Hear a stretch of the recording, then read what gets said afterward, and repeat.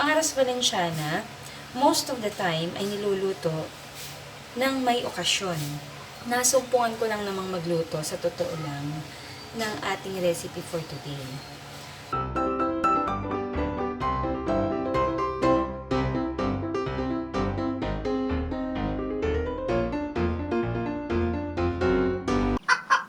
Ngayon, meron ako ditong chicken. Deboned na tamang ginagamit sa Arroz Valenciana. So, ito, hindi ko tinanggal yung bones niya kasi palalasahin ko siya sa gata. And then, ito, hindi rin part ng lomo na kung saan mas madaling lumambot yung karne. Yun yung ginagamit ko actually kapag gumagawa ako ng Arroz Valenciana. But this time, since meron akong mga pambaon na pork chop sa aking fridge, yun na lang ang aking in-slice ngayon ng mga medyo maliliit lang. 3 piraso ng patatas, 2 carrot, isang medyo may kalakihang bell pepper. Tapos, lalagyan natin siya ng kamatis. Ang ginagamit ko ay yung hinog na kamatis, sibuyas, garlic, turmeric powder, and turmeric. Pwede tayong mag-grate ng fresh. Kung preferred mo, halimbawa ayaw mo nang masyadong maraming linisin, mas maganda kung meron kang turmeric powder. Pero mas masarap yung nag-grate, although mahirap lang tanggalin yung mancha sa kamay at saka sa grater minsan yung turmeric. Ang kailangan lang natin is patis, olive oil, syempre. So may patis na tayo para sa alat, kailangan lang natin ng pepper, bay leaf. Tapos, nagpabili lang ako sa palengke ng 2 gata. Yan. Ito na siya. Pinapigaan ko na. Ito yung kanyang kakanggata. At ito naman yung pangalawang pinagpigaan. So, importante, kinukuha natin yung pangalawang pinagpigaan para doon natin pinakukuluan yung ibang karne natin. Gagamit tayo ng 3 hanggang 4 na baso ng malagkit. So, slice muna natin siya lahat, ha? Ano yung lahat ng ingredients na gagamitin ko sa aking Arroz Valenciana. Look at my fingertips. Ayan, nangulay. Nangulay itong ano namin. Itong aking ginayat na turmeric. Kasi sabi ko nga, masarap yung fresh na turmeric na gagamitin. Yun lang ang consequence. So, hindi na rin masarap. Color orange. Pag tinanong sa'yo kung anong ginamit mo, turmeric! Okay, so let's start cooking. Nabanggit ko na lahat ng ingredients. So, simulan na natin ang paggigisa. Hindi kasi masarap ang hindi masarap kapag hindi mo siya ginigisa. So, padadaliin lang natin ang buhay-buhay para kahit naman paano makapagluto tayo sa bahay-bahay natin ng kahit isang simpleng Arroz Valenciana lang na pwede natin ipatikin. Hindi kailangan laging may okasyon. Kasi yung simpleng meron ka lang pork or chicken, and then basta meron ka lang patatas, at tapos carrots and bell pepper, pero huwag mong kakalimutan ng bawang, sibuyas, kamatis. And yung nagpapasarap sa kanyang turmeric, either turmeric powder or fresh turmeric, grated turmeric, kahit alin dyan. Ngayon, ang gagawin muna natin is ipipirito muna natin, papuputukin natin ng konti yung ating patatas. Lagyan na natin ang ating olive oil. Dagdagan lang natin siya. Madalas pagka may okasyon, doon lang ako nagluluto ng Arroz Valenciana.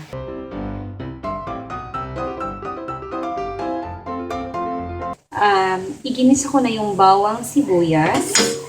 Tapos isinama ko na yung aking meat para lumambot siya. So, yung part na kung saan ako nag-explain regarding sa paggigisa, nawala na po yun. So, basta ito, bawang sibuyas at saka meat lang ito. Tapos, kailangan lang natin siyang palambutan muna yung karne. Ngayon, hinayaan ko lang siyang mag-simmer for around 5 minutes. Wala akong nilagay na kahit ano. So, ngayon, pwede na natin siyang pagsamahin together with the together with the chicken.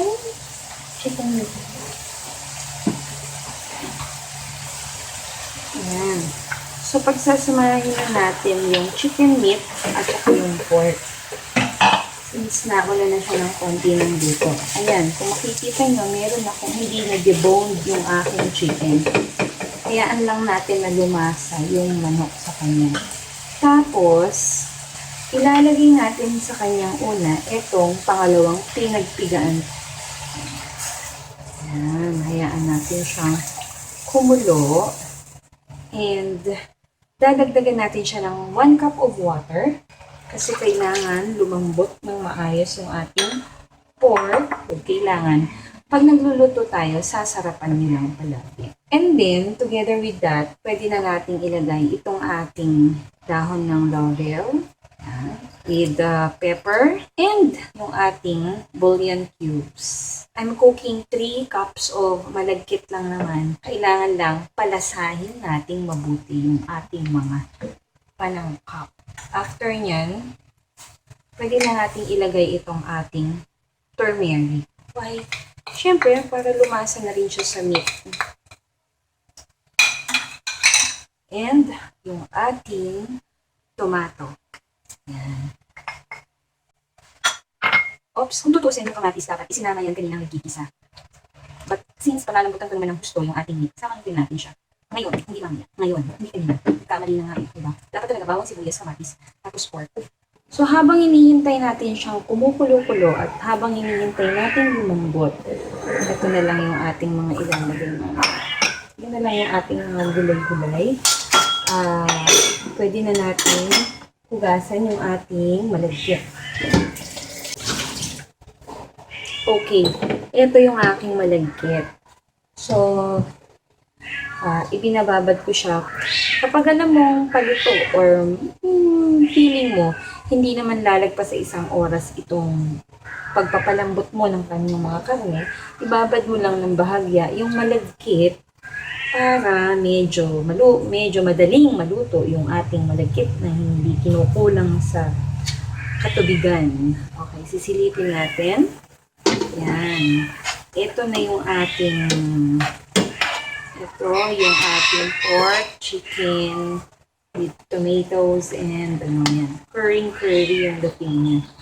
Although yung kumulay na yan, hindi yan turmeric, hindi yan curry powder.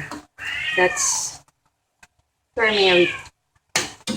Fresh turmeric. Fresh grated turmeric. Yan. Yan lang natin. Tapos, pwede na rin natin siyang lagyan ng patis. Lalagyan ko muna siya ng mga 2 kutsarang patis, estimated. Basta, ang pinakamahalaga sa pagluluto, hindi kasusobra sa alat. Madaling gamutin ng matabang, pero hindi pag umalat. Yan. So, pakuluan lang natin siyang mabuti. Patuloy lang tayong magluto, patuloy lang natin diskubrihin kung ano yung mga bagay na pwedeng makapagpasarap sa ating mga niluluto. Ayan, mabang na siya. Huwag tayong ma-disappoint kaagad-agad kung hindi nila nagustuhan yung ating luto. Pwede na yung kanyang alat. Yun yung sinasabi ko.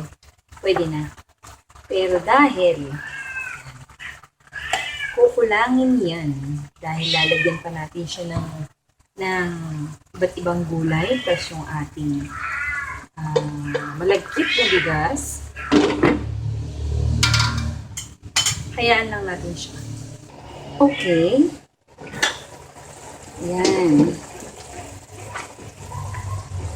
So, kung napapansin nyo, malambot na yung mga meat.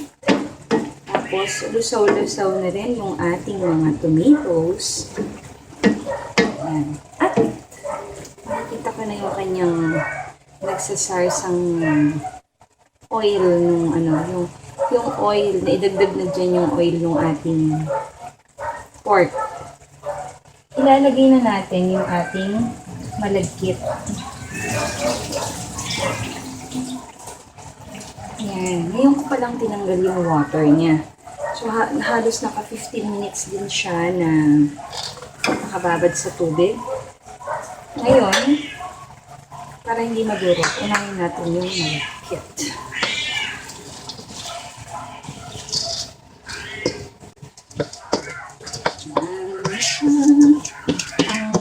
ko lang dito ay yung sumobra yung ating nilagay na nagkiyat at hindi magkasya sa pan.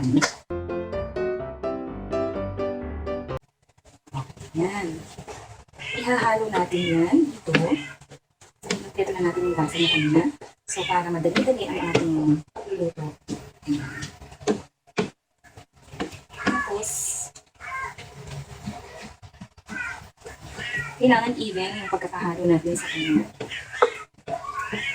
Pag feeling mo, kulang ka sa turmeric, pwede ng turmeric, gusto mo pa siyang kulayan, pwede ka nang gumamit ng additional na turmeric powder. Sa akin, yung iba, pwede mo rin siyang, pwede rin nilang lagyan yan ng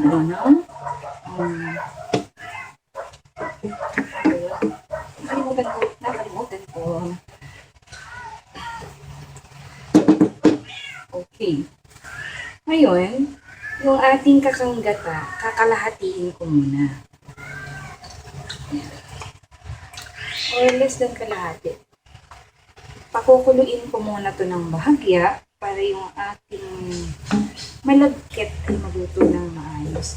Mas nakalimutan kong banggitin kanina, kailangan meron tayong, pag nagluluto ng Arroz Valenciana, kailangan meron din tayong ginagayak na dahon ng saging.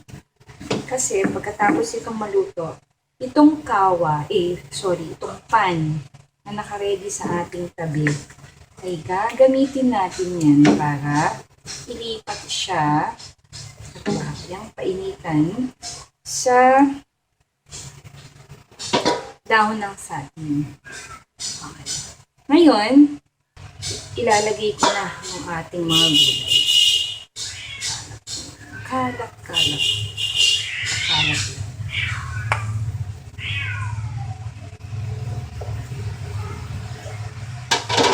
Tapos yung ating carrots.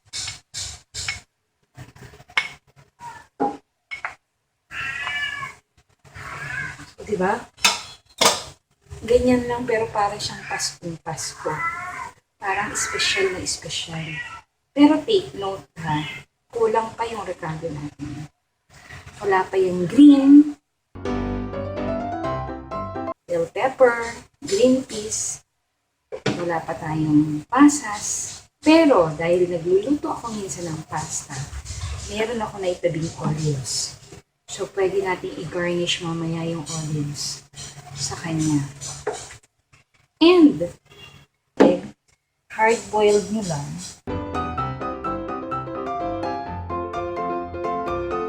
Naku, magkasya ka. Magkasya ka, magkasya ka. Para hindi siya. Huwag mo kong ipapahiya. Magkasya ka. Hindi kita na-estimate. Magkasya ka. Kung sakaling lumagpas siya, pagyan nyo na. Ay.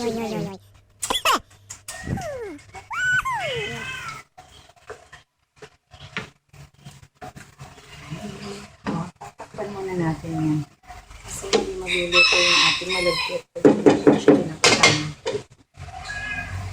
Okay, so balikan na natin siya para hindi siya masyadong manikit sa ating pan. Ito siya. So, need na natin na ilagay yung natitira nating gata.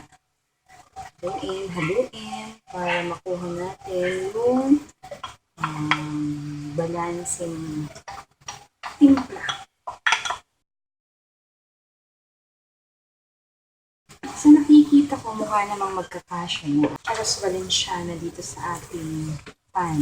Hindi ko na masyado nilakasan yung apoy natin. Ang kailangan lang ay maluto ng maayos yung ating bigas.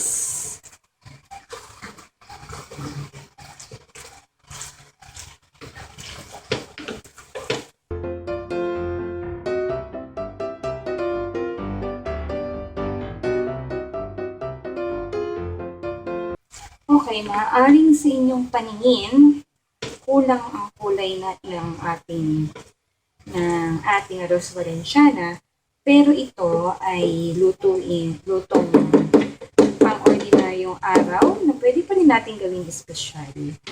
Kung baga sa kung ito yung, kung ano lang ang available sa inyong kusina, hindi kailangan palaging kumpleto. Ang importante dyan ay yung walang matitira pagkatapos kumain. Para hindi nasasayang, diba? So, hayaan lang muna natin siya.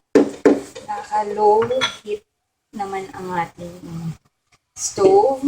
So, bigyan natin siya ng mga 10 minutes for natin siya i-transfer.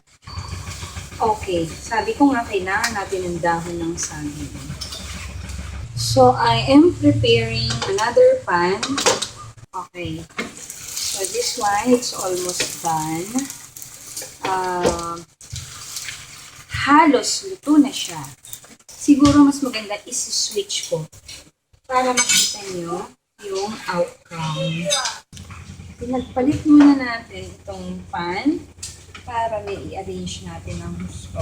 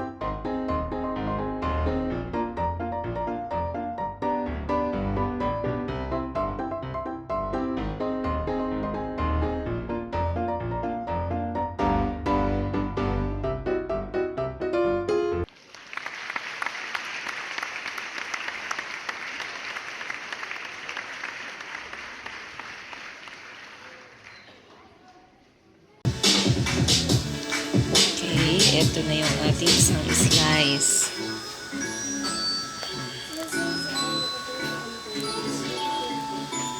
Pagkatapos mo siyang tustahin sa pan.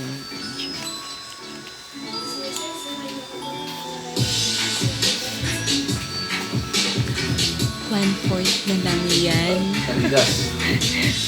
Ito lang ang natira. Oh, sad to say. Paano ang design?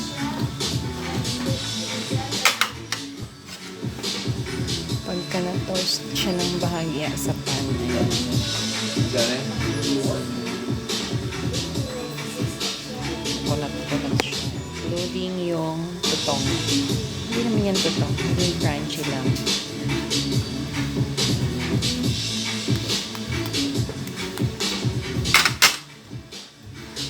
Like, share, and subscribe. Bye. Thank you for watching. Thank you for watching. Oh, ito na yung ating biringhe, 1/4 slice. Tapos samahan ng mainit na choco. Hot choco. Or kape. Diba? Salamat sa panonood.